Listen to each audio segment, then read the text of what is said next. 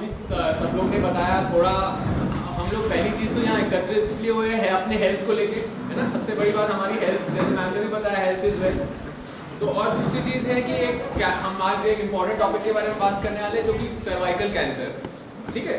तो सबसे पहली चीज़ मैं आपको ये समझाऊंगा, है ना, कि पहली चीज़ की जो मैं थोड़ी कुछ कैंसर और इस वैक्सीन के बारे में बताऊंगा, उसके बाद कुछ छोटी मोटी टिप्स दूंगा आपको ओवरऑल हेल्थ के बारे में, ताकि आप एकदम टेंशन में मत आ जाओ।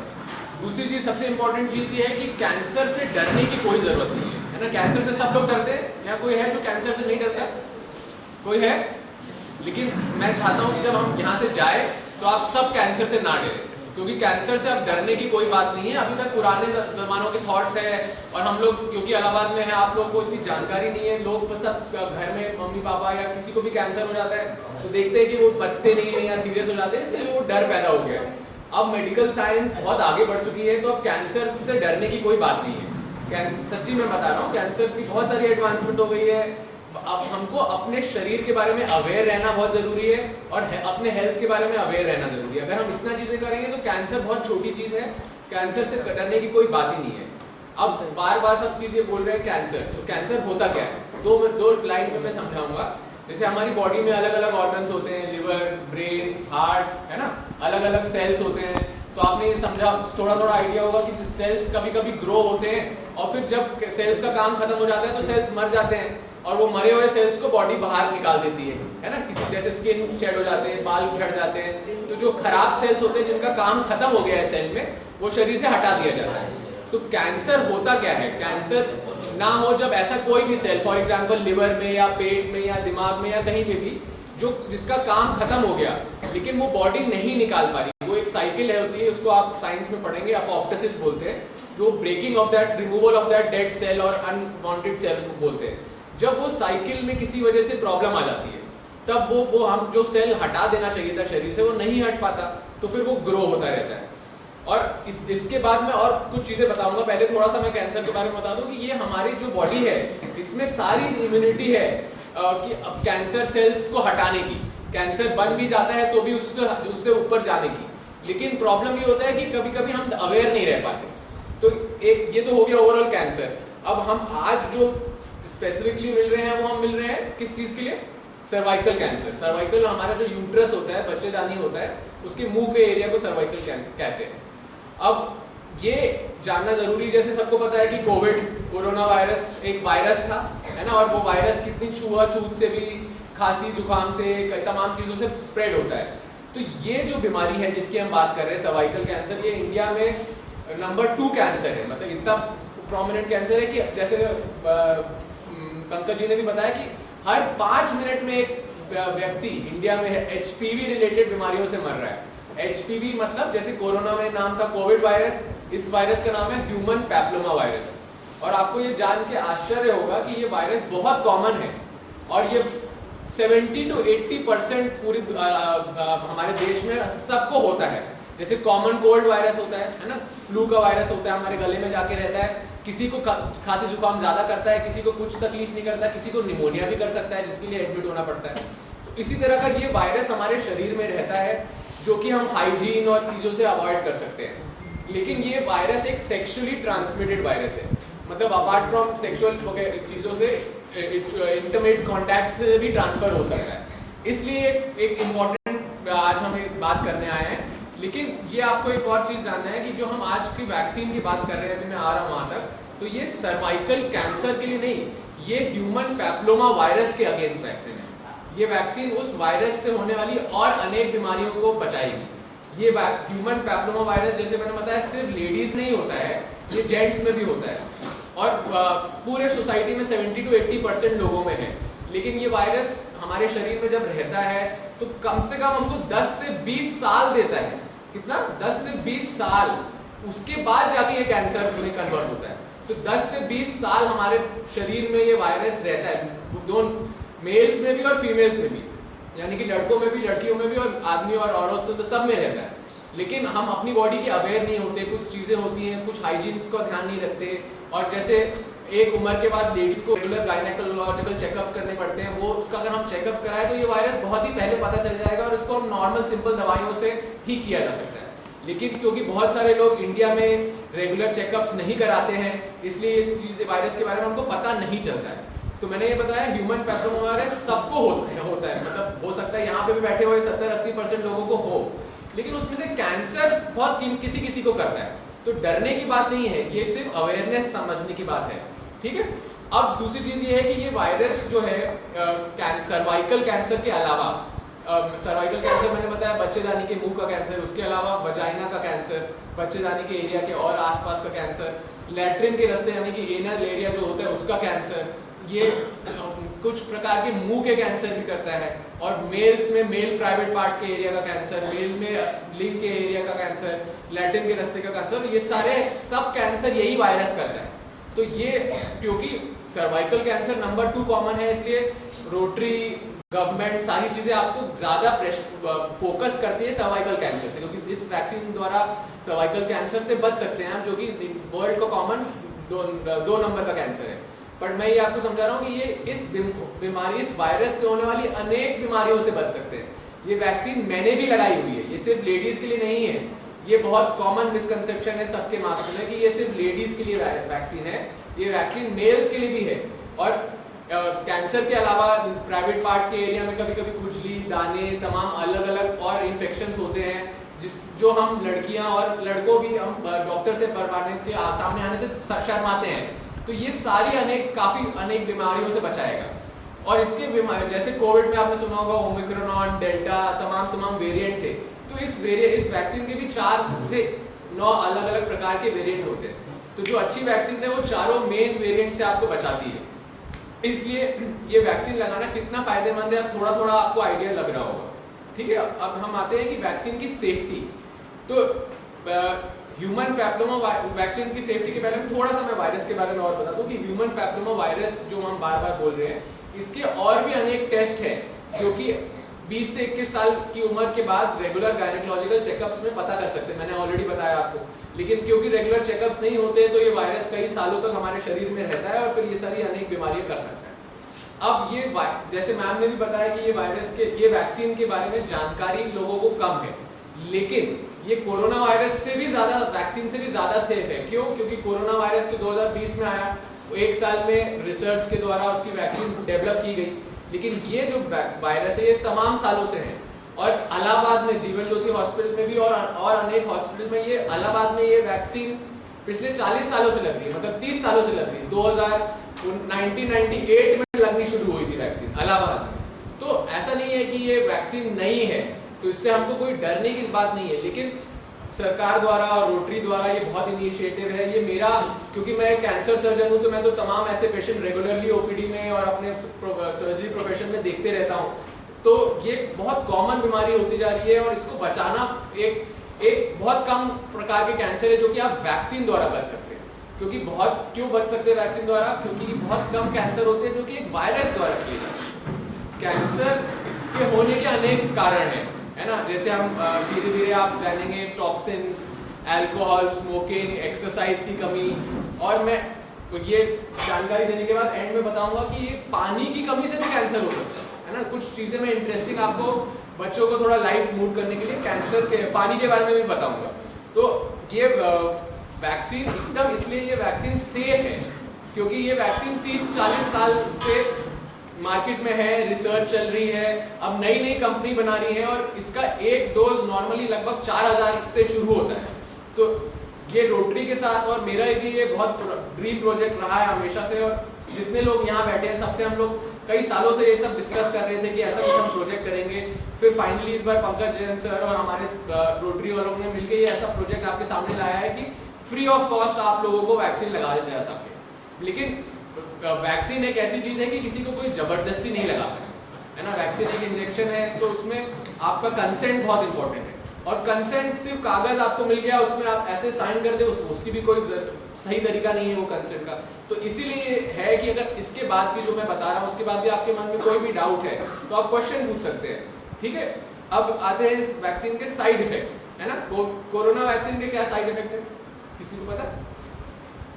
Common side effect corona vaccine के क्या थे? जहां वैक्सीन लगती थी वहां कभी कभी दर्द हो सकता था, और जब कभी कभी बुखार आ सकता था 24 घंटे तक। तो वही 2 कॉमन साइड इफेक्ट इसी वैक्सीन के लिए, और कोई साइड इफेक्ट नहीं है। मतलब जिसको भी वैक्सीन लगती है, वैक्सीन एक छोटा सा इंजेक्शन होता है और वो अंदर जाके तो जहां लगती है कभी कभी किसी किसी को 1 से 2 दिन तक वहां दर्द हो सकता है, कभी कभी किसी किसी को हल्का फुल्का 1 से 2 दिन बुखार आ सकता है। कई सालों की रिसर्च के बाद यही स्टडी किया गया है कि इसके अलावा और कोई मेजर साइड इफेक्ट नहीं है। किसी किसी को कभी कभी वॉमिटिंग का सेंसेशन हो सकता है बस। तो इतने कम साइड इफेक्ट द्वारा, फिर से मैं बता रहा हूँ, सिर्फ सर्वाइकल कैंसर से नहीं, लैट्रिन के रास्ते यानी कि एनल कैंसर, रेक्टल कैंसर और कई प्रकार के गले के कैंसर भी इस वायरस द्वारा किए जा सकते हैं। तो ये सारी बीमारियों से आप बच पाएंगे। समझ आ रहा है आप लोगों को? और कुछ थोड़ा इस रिलेटेड कोई सवाल जानना चाहता है? सवाल करिए। इसके बाद थोड़ी और भी चीजें आपको हेल्थ के बारे में टिप्स देना चाहता हूँ इसलिए। सवाल करेंगे, अगर आप पूछना चाहते हो हाँ सवाल करना भी बेझिझक। अच्छा ये बताइए कि वैक्सीन शरीर में जाने के बाद कोई भी वैक्सीन काम कैसे करती है? कुछ आइडिया है? वैक्सीन एक इंजेक्शन है ना, इंजेक्शन हमने लगा दिया तो वो शरीर में जाने के बाद काम कैसे करती है? मैं शुरू में ही आपको बता रहा था कि हमारी इम्यूनिटी, हमारे बॉडी में हर प्रकार के रिपेयर मैकेनिज्म्स हैं। यानी कि कोई बीमारी हो जाए तो उससे बचने को ठीक करने के लिए हमारे शरीर में सारी सुविधाएं भगवान ने दी है, लेकिन उसको कहते हैं इम्यूनिटी। इम्यूनिटी में अलग अलग प्रकार के सेल्स हैं। जब कोई फॉर एग्जांपल कोल्ड का वायरस या कोई भी बीमारी का वायरस हमारे शरीर के अंदर घुसता है तो हमारी एक आर्मी खड़ी रहती है। White blood cell, red blood cells, spleen में तमाम ऑर्गन्स होते हैं, macrophages, T cells, killer T cells, ढेर सारे सेल्स हैं हमारे पास बॉडी में। जब कोई भी कीटाणु या कोई भी बीमारी हमारे शरीर के अंदर घुसती है तो ये आर्मी एक बाय एक, इनका पूरा स्टेप्स है किस वायरस से रिस्पॉन्स करके वो उससे फाइट, बेसिकली एक लड़ाई होती है हमारी बॉडी में। और वो जब लड़ाई होती है तब आपको फीवर आता है। इसलिए नॉर्मल कोई भी बीमारी घुसती है हमारे शरीर में तो वो फीवर आता है नॉर्मली, है ना। इसीलिए तो फीवर एक्चुअली खराब चीज नहीं होती है। फीवर मतलब ये होता है कि हमारी बॉडी जो भी बाहर के कीटाणु है उससे लड़ रहा है। तो वैक्सीन क्या होता है, फॉर एग्जांपल जैसे कोरोना वायरस की वैक्सीन थी, तो जब कोरोना वायरस बीमारी किसी को घुसती थी तो वो सीरियस भी हो सकता था। तो वैक्सीन उसी वायरस को साइंटिफिक लैब में स्टडी करके उसको कमजोर बना दिया जाता है, इतना कमजोर बना दिया जाता है कि वो बीमारी ना कर सके। और लेकिन उसके जो सेल्स होते हैं उसके कुछ स्ट्रक्चर्स को प्रिजर्व किया जाता है ताकि जब वो अंदर जाए तो शरीर को लगे कि बीमारी का कीटाणु आया है या वायरस आया है या ह्यूमन पैप्लोमा के अगेंस्ट वायरस आया है, लेकिन वो बीमारी कॉज करने वाला नहीं है। तो वो एक शरीर के लिए ऐसा एक प्रिपरेशन हो जाती है, बेसिकली रिहर्सल हो जाता है। जैसे आपको कोई एनुअल डे पे कुछ आप फंक्शन करते हैं तो उसके पहले आप रिहर्सल करते हैं। अगर आपने रिहर्सल किया होता है तो आप एनुअल डे पे अच्छा परफॉर्म करते हैं, है ना। तो ये वैक्सीन एक पूरी रिहर्सल लड़ाई हमारे शरीर में करता है। कोई भी वैक्सीन की बात कर रहा हूँ मैं, ये सिर्फ ह्यूमन पैप्लोमा वायरस के बारे में नहीं कर रहा हूँ। तो वो एक छोटे से इंजेक्शन से वो वीकेंड वायरस यानी कि कमजोर किया हुआ वायरस, अलग अलग प्रकार के वैक्सीन होते हैं। मैं एक बेसिक कंसेप्ट आपको दे रहा हूँ, ठीक है। तो इसको वो लगाने से फिर वो इम्यूनिटी डेवलप हो जाती है। जब फॉर एग्जांपल एक प्रकार का दुश्मन हमारे अंदर आया, उसके हमको सारी तरीके पता चल गए कि किस तरह से लड़ेगा, तो अगली बार वो दुश्मन यानी कि वो वायरस यानी कि वो कीटाणु से शरीर इम्यून हो जाता है। उसको कहते हैं इम्यूनिटी डेवलप होना। तो इम्यून डेवलप होना मतलब उस बीमारी से हम नहीं मर सकते। अब तो समझ आ गए अभी तक कैंसर, ह्यूमन पैप्लोमा वायरस और इस सब संबंधित वैल्यूज, है ना। कुछ किसी को कोई क्वेश्चन है तो डरने की कोई जरूरत नहीं है, क्योंकि वैक्सीन बहुत कई सालों की स्टडी है। कंपनीज अलग अलग है लेकिन रिसर्च इस वायरस के और इस वैक्सीन के बारे में, कोरोना वायरस में तो 2 ही 3 साल के, 1 ही साल का रिसर्च हुआ था आइडियली। इसका रिसर्च तो 30 साल 40 साल पुराना है ना। तो इसलिए ये वायरस की वैक्सीन तो सबसे सेफ होने की उम्मीद है ना। सवाल करिए, हो सकता है आपकी वजह से हम लोग को भी कुछ आंसर मिल जाए, है ना। तो मैं आपको बार बार बता रहा हूँ कि कैंसर से डरने की जरूरत नहीं है ना। हमारी शरीर में, हमारी बॉडी के अवेयरनेस का इशू है। अब इस अवेयरनेस रिलेटेड मैं थोड़ा सा टॉपिक से डाइवर्ट होके कुछ आपको हेल्थ रिलेटेड एक टिप्स बताऊंगा, बता सकता हूँ ना, तो कि इनको नहीं तो मजा नहीं आएगा। बेसिकली अब्जॉर्ब ताकि आपको समझ आए कि ये हेल्थ रिलेटेड, आपकी हेल्थ के केयर के लिए ये टॉक किया जा रहा है। तो हेल्दी रहने के लिए क्या की होता है, कोई बता सकता? अच्छा खाना खाना चाहिए, है ना, एक्सरसाइज करना चाहिए।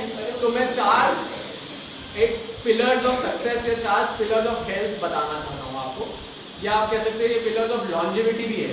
यहाँ सब लोग लंबा जीना चाहते हैं कि कोई जल्दी मरना चाहता है? कोई चाहता है कि किसी के पेरेंट्स जल्दी मर जाए, या सब चाहते हैं जल्दी लंबा जिए, तो उसको कहते हैं लंबा लाइफ स्पैन, है ना। लेकिन लाइफ स्पैन क्या होता है, मतलब कितना लंबा जिए। तो जैसे हमारे दादी नानी जितने भी होंगे एवरेज कितना जीते थे, 60-70 साल तक मानते थे कि बहुत बूढ़े हो गए, अब तो नहीं हो गए, ओल्ड एज हो गई, तो उसको कहते थे लाइफ स्पैन। लेकिन आपने उम्मीद देखा होगा अपने चाइल्डहुड में या अपने ग्रैंड पेरेंट्स को कि अक्सर जो 70 साल के लेडीज होते हैं, दादी नानी, आपके दादाजी या जो भी, वो क्या करते हैं आखिरी 10 साल में अपनी जिंदगी में क्या करते हैं? बिस्तर पे पड़े रहते हैं, कभी कभी तो टॉयलेट भी खुद से नहीं जा पाते, खाना कोई खिलाता है ना। तो ये इसको कहते हैं लाइफ स्पैन। वो जी तो 70 साल तक रहे, लेकिन हमारा कंसेप्ट चेंज होना चाहिए towards health span. Health span क्या होता है कि कितने हमारे हेल्दी ईयर्स है ना। और आजकल मैं बार बार बोल रहा हूँ, मेडिकल साइंस नॉलेज इतनी एडवांस हो चुकी है कि अब दुनिया में बेस्ट लोगों से मैंने ये सारी चीज़ें सीखी है और मैं अपने पेशेंट्स के साथ भी इम्प्लीमेंट करने की कोशिश करता हूँ।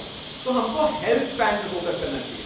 और दुनिया में सबसे ज़्यादा लंबी जीने वाली कितनी उम्र पे कोई इंसान जिया है, कुछ आइडिया किसी को? गैस करो, गैस करो, सबसे ज़्यादा कोई जिया है, गैस करो, तुक्का मारो।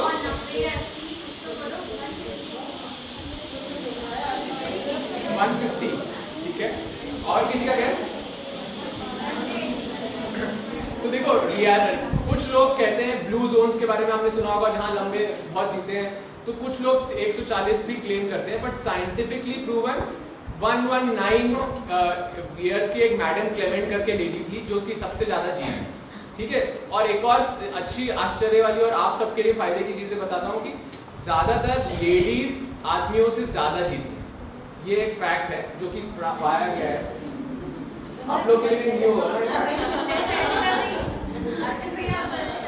तो 119 तक भी जीना पॉसिबल है, और आजकल बहुत सारे लोग 100 इयर्स तक जी रहे हैं। तो मैं तो कोशिश करूंगा अपनी सारी कि मैं 100 इयर्स तक जीऊं, लेकिन जैसे मैंने आपको बताया हमको उसके बारे में थॉट चेंज करना पड़ेगा। तो फॉर एग्जांपल मैं 100 इयर्स जीना चाहता हूँ, आप कितने साल जीना चाहते हो सर? गैस ऐसे आपको मान कितना है, आप क्या चाहते हो? आपकी मम्मी कितने साल जिए?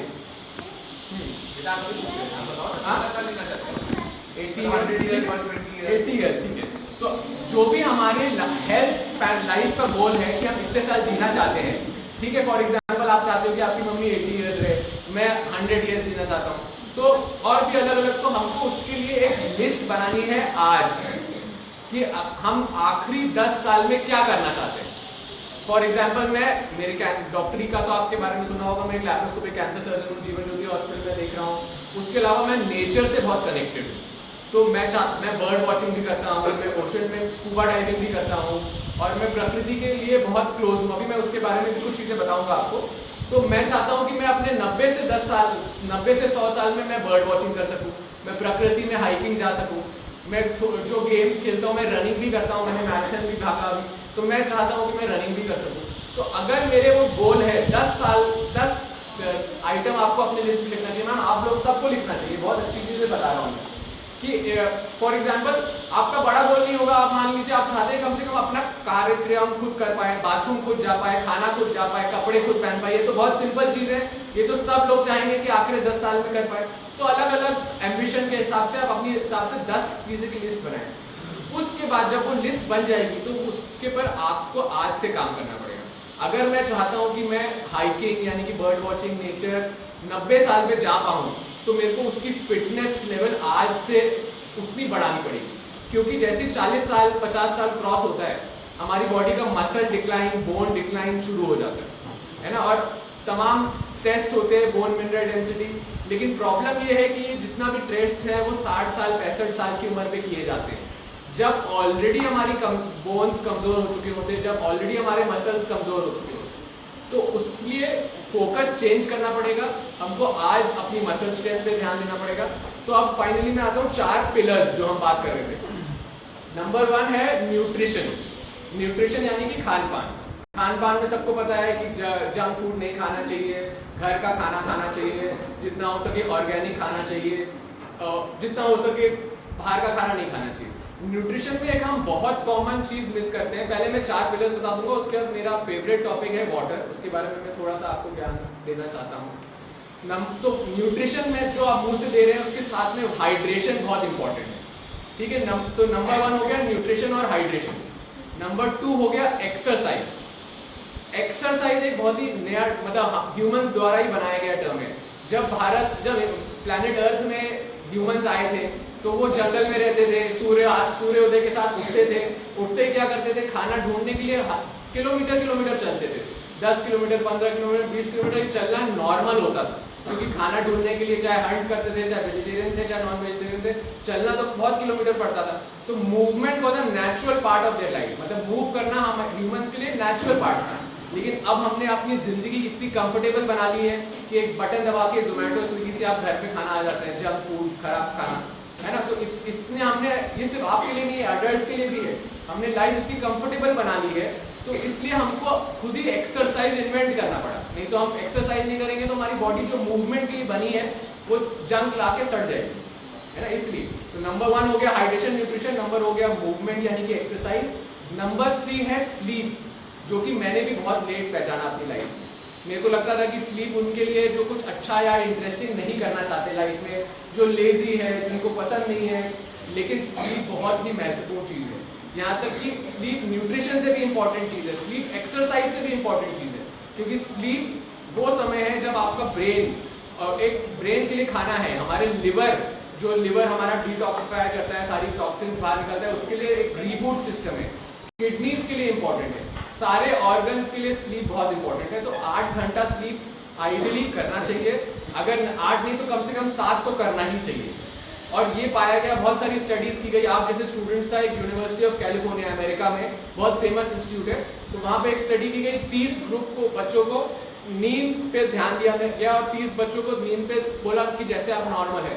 तो ये क्लियरली पाया गया, ये स्टडी पानी के साथ भी की गई थी, मैं उसके बारे में बताऊंगा कि नींद, जो बच्चे 8 घंटे सो के एग्जाम दे रहे थे, उनके एथलेटिक परफॉर्मेंस, उनके एकेडमिक परफॉर्मेंस यानी कि उनकी पढ़ाई के परफॉर्मेंस और उनके स्पोर्ट्स की परफॉर्मेंस, सब में जो बच्चे इस पे ध्यान नहीं दे रहे थे 100% इंप्रूवमेंट थी। तो ये मत समझिएगा कभी कि sleep is a waste of time, ठीक है। नंबर 4 जो पिलर है वो है मेडिटेशन।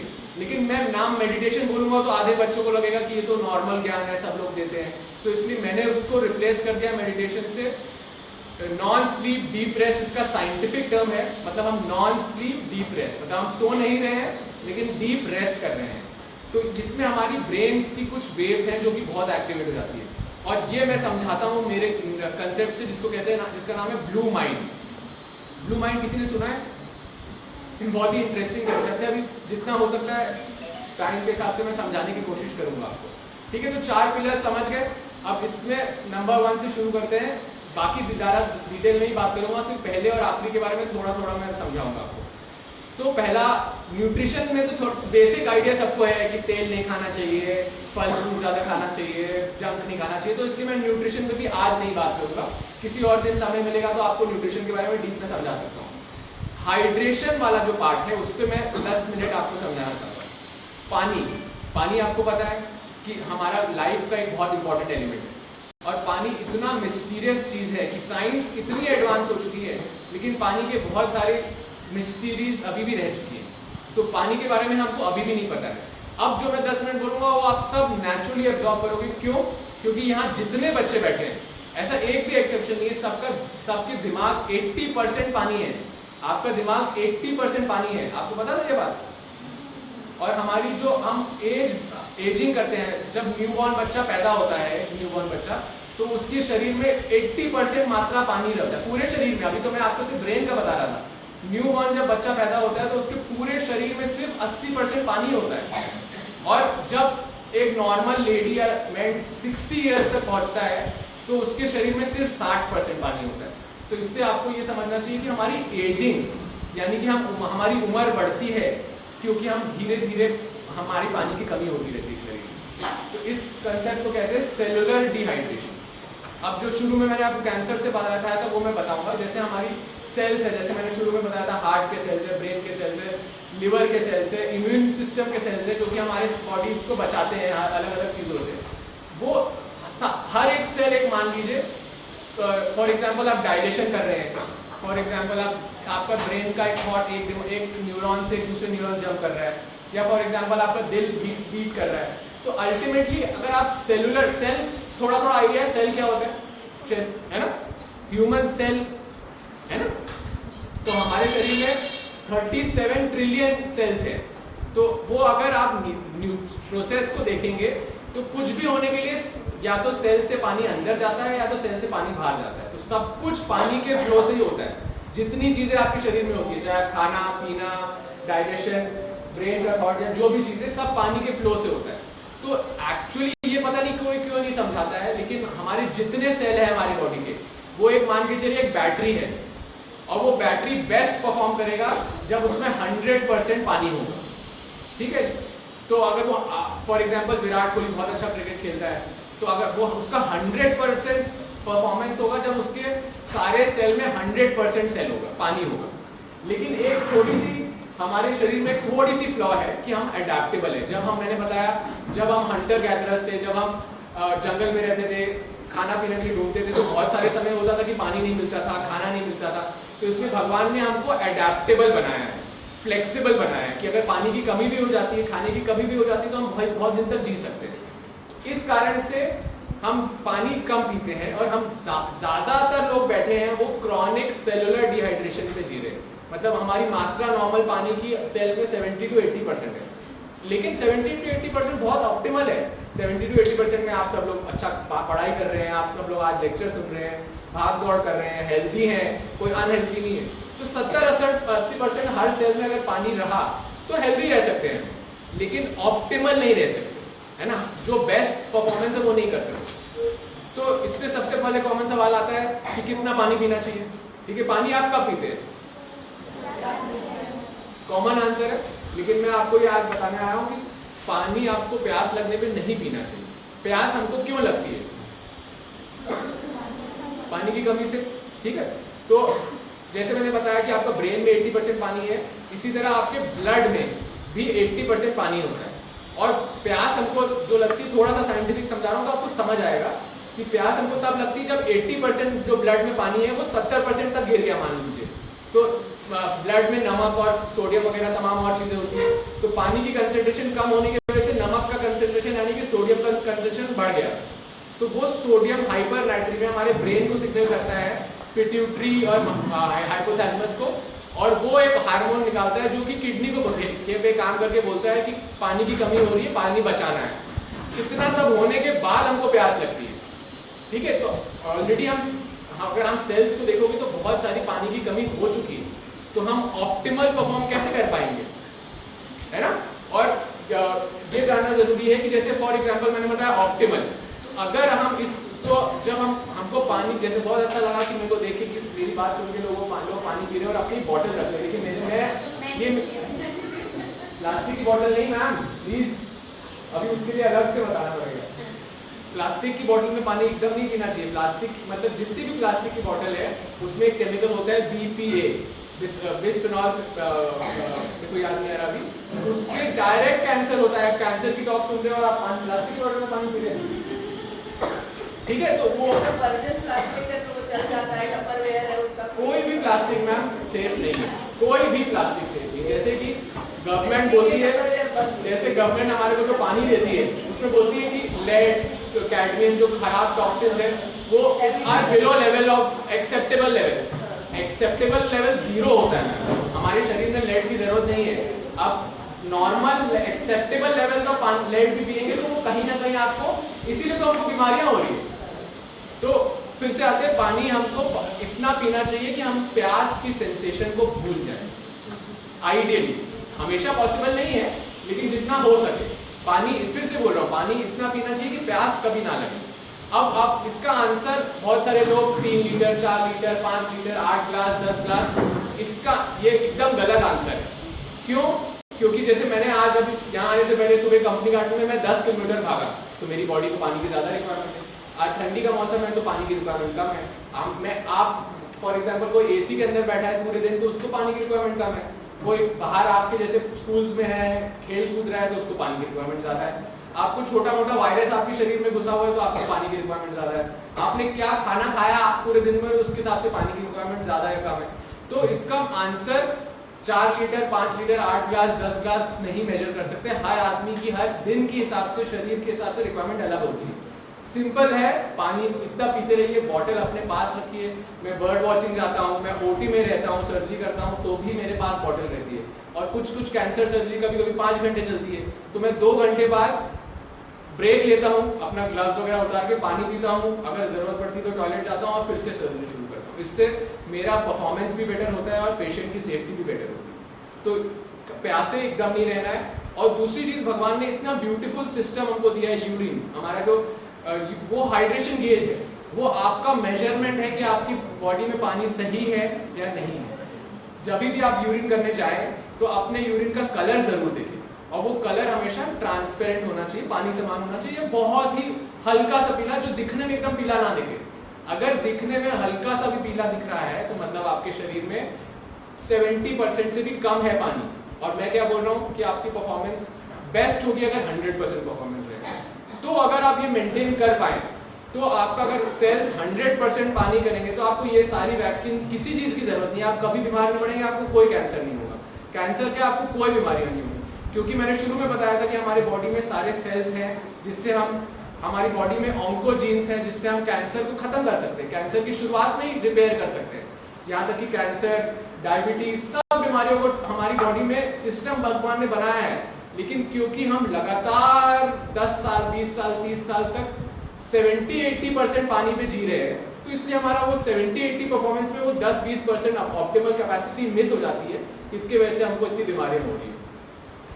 तो इसलिए पानी का इंपॉर्टेंस बहुत ज्यादा जरूरी है। और आपको एक इतना इत्तेफाक, इसका क्लियर इंडिकेशन है कि प्रकृति में, प्लैनेट अर्थ पे कितना परसेंट पानी है? 70% पानी प्लैनेट अर्थ में है ना, और रफली 70% प्लैनेट पानी हमारे शरीर में भी। तो ये भगवान ने, प्रकृति ने, यूनिवर्स ने, जिसने भी पूरा सब कुछ बनाया है, वो आपको क्लियर कट इंडिकेशन दे रहा है कि 70% पानी, ये आपको लग रहा है एक इत्तेफाक कर दिया जिसने भी बनाया, आपको बनाया, हमको बनाया, प्रकृति को बनाया, कि 70% की फिगर हमारे अंदर भी है, प्लैनेट के अंदर भी है। और हमारा जो एनवायरमेंट, पोल्यूशन, ग्लोबल वार्मिंग, ये सब कुछ इसलिए हो रहा है क्योंकि हम एनवायरमेंट पर पानी पोल्यूट कर रहे हैं। और मिस्टेक मत करिएगा कि पानी मतलब सिर्फ पानी। जो पेड़ है वो हरे कब होते हैं? जब उसके अंदर पानी होता है। जब वो भूरे हो जाते हैं मतलब पानी खत्म हो जाता है ना। तो सारी नेचर वाटर से कनेक्टेड है, ठीक है। तो इसी तरह से तो ये मैंने आपको 4 पिलर में से पहले पिलर के बारे में आप थोड़ा थोड़ा क्लियर हुआ कंसेप्ट। पानी इतना, और ये सारी चीजें सबको बताइएगा, क्योंकि ये चीजें कोई नहीं बताता है, पता नहीं क्यों नहीं बताता है। पानी उतना पीना है कि प्यास कभी ना लगे, और यूरिन का कलर देखते रहना है। दीज आर 2 गोल्डन रूल्स, कितना पानी पीना चाहिए। इतना आप पिएंगे तो 90% आप हेल्दी, 99% आप हेल्दी रहेंगे, कोई बीमारी नहीं होगी। आप इत्तेफाक है, आपको खांसी जुकाम हो जाता है या आयुर्वेदा कुछ भी कहता है तो आपको गर्म पानी पीने को बोलता है ना। तो अब हम इससे लास्ट पिलर पे शिफ्ट होते हैं, जो कि मैंने क्या बताया था, जिसका नाम है ब्लू माइंड या मेडिटेशन या नॉन स्लीप डीप रेस्ट या कुछ भी। तो ये, क्योंकि हम सब लोग पानी से इतना कनेक्टेड है, पहले 9 महीने में या एक भी इंसान का एक्सेप्शन नहीं है जो कि सारे के सारे अपने मदर के पेट के अंदर एमनियोटिक फ्लूइड में रहते हैं, जो कि 80% पानी है। और हमारे अंदर उस समय स्पेशल ऑर्गन्स होते हैं जो कि उन ऑर्गन्स में होते हैं जो क्रिएचर्स पानी के अंदर ब्रीड लेते हैं, जो गिल्स कहते हैं जिसको, उस तरह के ऑर्गन्स होते हैं कि हम मदर के पेट के अंदर पहले 9 महीने सब के सब पानी के अंदर ब्रीड कर रहे हैं, है ना। तो पानी से कनेक्शन इतना ज्यादा इंपॉर्टेंट है। ये कंसेप्ट को एक ब्लू माइंड कहते हैं। ब्लू माइंड क्या है? ब्लू माइंड, एक बार मैं इंग्लिश में डेफिनेशन बताऊंगा, फिर उसको थोड़ा हिंदी में आपको समझाऊंगा, ठीक है। Blue mind is a mildly meditative state, a state of calmness, peacefulness, well-being, happiness in the given moment, and it happens when we are near water, under water, over water और अराउंड वाटर। मतलब कि blue mind एक ऐसी state है जिसमें हम meditation में automatically चले जाते हैं। थोड़ा सा टाइम दूंगा मैं, 10 मिनट है ना, क्योंकि सुन रहे सब बच्चे तो अच्छी चीज है, अभी से सीख जाएंगे तो बहुत। इस उम्र से अगर ये चीजें पता होगी तो मैं, काश मेरे को इतनी इस उम्र से पता होता। ये कंसेप्ट इतना इंपॉर्टेंट है मैम कि ये मैं इतने यंग एज में अगर ग्रास्प कर लेंगे तो इनके लिए सोना है। सर्जरी अभी है, इसके बाद यहाँ पे आके सर्जरी करेंगे। तो मैं क्या बोल रहा था, ब्लू माइंड एक ऐसी चीज होती है, ब्लू माइंड एक ऑटोमेटिक मेडिटेशन है जिसमें आपको एकदम अच्छा लगता है, पीसफुल रहता है, हैप्पी रहते हैं, आपको लगता है कि ये बस बहुत अच्छी लाइफ है। और ये ऑटोमेटिक सबको हो जाता है जब या तो हम पानी के किनारे होते हैं, या पानी के अंदर होते हैं, या पानी के ऊपर होते हैं, या पानी आसपास होता है हमारे। तो मेडिटेशन करने की जरूरत नहीं है। ब्लू माइंड ये कहता है कि आप फॉर एग्जाम्पल आपको गुस्सा आता है तो आपकी मम्मी कहती है ना एक गिलास पानी पी लो, कहती है कि नहीं कहती है? आपको बहुत कभी इरिटेशन होता है या मूड अच्छा नहीं होता तो क्या बोलते, जाओ नहा के आ जाओ, या जाओ चेहरा धो लो। सब चीज पानी से क्यों लिंक्ड है? इसीलिए ये साइंटिफिक चीज बता रहा हूं मैं आपको। और ये जो ब्लू माइंड कंसेप्ट है, इस पे बहुत सारी रिसर्च की गई है, न्यूरो साइंटिस्ट, साइकोथेरेपिस्ट, बहुत सारे ब्रेन के डॉक्टर्स, पूरी दुनिया भर में रिसर्च हो गई, ये डिफाइन हुआ है। कुछ लोग पानी से डरते हैं, है ना, कि पानी में मेरे को स्विमिंग पसंद नहीं है, या क्योंकि वो डर जो है वो एक्सटर्नल है, वो इस जन्म में या किसी का देख के या किसी वीडियो देख के या घर में कोई ड्राउनिंग मतलब डूबने का इंसिडेंट सुन के वो डर पैदा हो जाता है। लेकिन वो डर आप सब खत्म कर सकते हैं। मैं ये नहीं बोल रहा हूँ कि आप सब लोग स्विमिंग सीखो, अगर सीख सको तो आप सीखो। फॉर एग्जाम्पल अगर छुट्टी पे आप कभी जाते हैं as a family, mother father और 2 बच्चे मान लीजिए, एक एग्जाम्पल दे रहा हूँ, है ना, तो बीच पे जाना सबको पसंद है, या कोई गया होगा या कोई नहीं गया हो तो जाने का इच्छा तो होती है ना। बीच यानी कि जहाँ समुंदर होता है ना, तो वहां जाते हैं तो क्या करते हैं वहां जाके? चारों लोग अलग अलग तरह से कर सकते हैं। मैं स्कूबा डाइविंग यानी कि पानी के अंदर जाने में मेरे को बहुत पसंद है और पानी के अंदर के क्रिएचर्स देखना पसंद है, तो उसको कहते हैं स्कूबा डाइविंग। तो मैं होऊंगा तो मैं स्कूबा डाइविंग करना चाहूंगा। कोई होगा वो पानी के किनारे बस बैठ के कोई किताब पढ़ना चाहेगा। कोई होगा जो पानी के आंख बंद करके सिर्फ पानी की आवाज सुन के ही खुश हो जाएगा। कोई पानी में स्विमिंग करेगा, कोई कुछ। तो सब लोग अलग अलग तरह से बिहेव करेंगे, लेकिन वो सारे स्टेट ऑफ माइंड क्या होगा? उस समय गुस्सा आया होगा कि रिलैक्स होंगे, दुखी होंगे कि खुश होंगे, है ना। तो इसको इस कंसेप्ट को कहते हैं ब्लू माइंड। तो ये जब आप अब एक और बहुत शॉकिंग चीज बता रहा हूं, अगर आपको समझ आ पाए, कि जब ये फॉर एग्जांपल या पानी के किनारे लेट के किताब पढ़ रहे हैं, या आंख बंद करके पानी की आवाज सुन रहे हैं, या पानी के अंदर डाइविंग कर रहे हैं, तो हमको क्या लगता है कि हम रेस्ट कर रहे हैं, रिलैक्स कर रहे हैं, we are resting, we are relaxing, है ना। तो हमारा ब्रेन भी रेस्ट कर रहा है, रिलैक्स कर रहा है। लेकिन साइंस ने ये पाया गया कि उस समय जब हमको लगता है कि हम रिलैक्स है, खुश है, रेस्ट कर रहे हैं, हैप्पी है, तब हमारा ब्रेन सबसे ज्यादा ऑक्सीजन कंज्यूम कर रहा है। उस समय सारा ऑक्सीजन ज्यादा ब्रेन में जा रहा है, उस समय सारा ग्लूकोज शरीर का ब्रेन में जा रहा है। तो उस समय जब हमको लगता है कि हम रिलैक्स कर रहे हैं, ग्लूकोज और ऑक्सीजन तो तब चाहिए जब हम भाग रहे हैं, दौड़ रहे हैं, या कुछ मेहनत कर रहे हैं। लेकिन उल्टा होता है जब हम इस स्टेट में होते हैं, ब्लू माइंड स्टेट में, तब पानी ब्रेन सबसे ज्यादा ऑक्सीजन लेता है, ब्रेन सबसे ज्यादा ग्लूकोज लेता है। क्यों? क्योंकि हमारे ब्रेन में एक छोटा सा ऑर्गन होता है, उसका नाम है हिप्पोकैम्पस। हिप्पोकैम्पस आप गूगल करना बाद में जाके, उसका नाम है मेमोरी लर्निंग सेंटर। जो भी आपने सुना, सीखा, पढ़ा पिछले 24 घंटे में, पिछले हफ्ते में, वो ब्लू माइंड हिप्पोकैम्पस एक ऑर्गन है जो कि आपके सारे चीजों को, कंसेप्ट को आपको कोर मेमोरी में डाल देगा। यानी कि आपको उसके महत्वपूर्णता सारे आपकी पर्सनैलिटी में आएगी धीरे धीरे।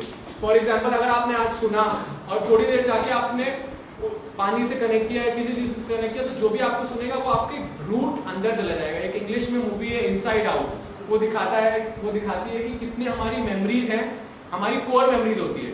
फॉर एग्जाम्पल आपकी लाइफ में एक्सीडेंट हो गया, है ना, और बहुत मुश्किल का काम हुआ और आप बहुत परेशान हो, तो अगर आप उससे जितना परेशान होगे उतना वो आपका कोर मेमोरी में चले जाएगा। और फॉर एग्जांपल एक्सीडेंट हुआ, आपने उसको इग्नोर कर दिया, आप आगे बढ़ गए, आप भूल गए, तो आप 10 साल बाद आपकी वो एक्सीडेंट का आपकी लाइफ में कोई महत्वपूर्णता नहीं रहेगी, है ना। तो जितना हम इंपॉर्टेंस किसी चीज को देते हैं उतना वो कोर मेमोरी में जाता है। तो इस स्टेट को कहते हैं ब्लू माइंड स्टेट। और जो मैंने आपको बताया पानी के किनारे स्टेट को कहते हैं डिफॉल्ट ब्रेन नेटवर्क। इस समय हम प्रकृति, नेचर, यूनिवर्स से सब लोग कनेक्टेड हैं। और इस स्टेट को, ये वही स्टेट है जब आप बच्चे खास करके डे ड्रीमिंग करते हैं। डे ड्रीमिंग क्या होती है? डे ड्रीमिंग क्या होती है? अभी कुछ सोच रहे हो? फॉर एग्जाम्पल आपकी क्लास में टीचर पढ़ा रही है, एक कोई बच्चा होगा जो खिड़की के बाहर देख के खो जाएगा, होगा, है ना। तो टीचर उस बच्चे को उस समय डांटती है, लेकिन वो अल्फा स्टेट फेज में होता है या कि डे ड्रीम फेज में होता है। वो सेम फेज है जो ब्लू माइंड में आपको अचीव करने को बोल रहा हूँ मैं। तो अल्टीमेटली वो कहने का बात तात्पर्य है कि आपको रोज डे ड्रीम करना चाहिए। रोज नहीं करना नहीं। ऑब्वियसली क्लास में करोगे टीचर मेरे को डांटेंगे बाद में, लेकिन वो 10 मिनट खो जाना वाली स्टेट में करना चाहिए। तो बार बार हम ब्लू माइंड बोल रहे हैं कि ब्लू माइंड आपको पानी के किनारे करना चाहिए, ये करना चाहिए, पानी आसपास होना चाहिए, अंडर वाटर है। बट फिर से हम आते हैं कि प्रकृति तो हमारे हर तरफ है। आप एक पेड़ को हक कर रहे हैं, वो ग्रीन है लेकिन वो भी ब्लू माइंड है ना। और दूसरी चीज जो पूरा इतनी देर से मैंने समझाया, हर सेल के अंदर हमारे पानी है। तो आप खाली रूम में बैठ के अगर आंख बंद करके अपने सेल के पानी के बारे में सोच रहे हैं तो वो भी ब्लू माइंड है। तो ब्लू माइंड जरूरी नहीं है कि आप पानी के किनारे करें, बट कंसेप्ट वो है।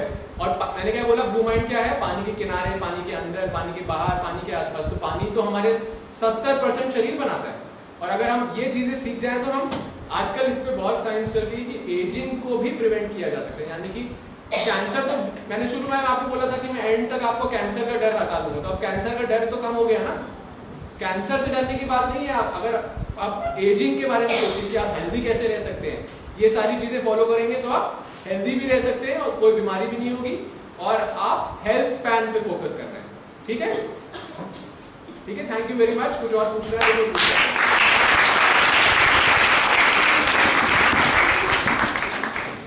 कोई बच्चा जो सर ने बोला उसका कोई 5 लाइन में जिस्ट बता सकता है? Any child can volunteer it. बस 5 लाइन्स में बेसिक पॉइंट्स बता दें। एक बच्चा कोई भी आवे, बताने की जरूरत नहीं है। मैं आपको हेल्प करूंगा बीच-बीच में। Main point. आओ, मैं आपको हेल्प कर दूंगा बीच-बीच में। बेटा क्या बताया शुरू से? Be free, एक चीज बताओ। वहीं पे खड़े होके बता। अच्छा चलो, एक थोड़ा एक बच्चा एक बता दो, दूसरा कोई बता दो। तो सबसे पहले मैंने क्या बताया, मैं शुरू करता हूँ, आप हेल्प करना मेरे को, ठीक है। सबसे पहले मैंने क्या बताया, एक तो कैंसर के बारे में। हाँ, सबसे पहले वैक्सीन के बारे में बताया ना, क्योंकि ये जो वैक्सीन है सर, इससे हमें ये कोई इम्पोर्टेंट मिलेगा कि हमें कोई भी साइड इफेक्ट नहीं करेगा और ये हमें कैंसर से बचाने में हमारी हेल्प करेगा। Cervical cervical cancer. इसका हम लोग एक सवाल पूछता हूँ कि ये क्या सिर्फ वैक्सीन ने आपको सिर्फ सर्वाइकल कैंसर से बचाएगा? नहीं